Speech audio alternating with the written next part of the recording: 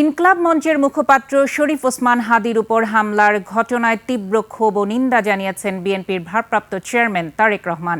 এ ঘটনার তদন্তে প্রশাসনকে যে কোনো ধরনের সাহায্য করার জন্য দলের নেতা কর্মীদের আহ্বান জানান তিনি।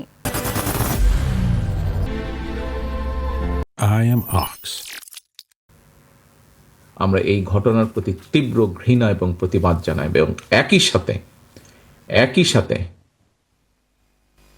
বিএনপি এবং ছাত্র দলের দায়িত্বশীল একজন কর্মী হিসাবে আমাদের দায়িত্ব হবে প্রশাসনকে, যারা এই ঘটনার সুষ্ঠু তদন্ত করবে তাদেরকে আমাদের অবস্থান থেকে সহযোগিতা করার কোনো স্কোপ সুযোগ যদি থাকে আমরা আমাদের সর্বোচ্চ সহযোগিতা করব, যাতে করে তারা প্রকৃত যে দোষী ব্যক্তি তাদেরকে খুঁজে বের করে দেশের আইন অনুযায়ী তাদেরকে শাস্তি প্রদান করতে পারে।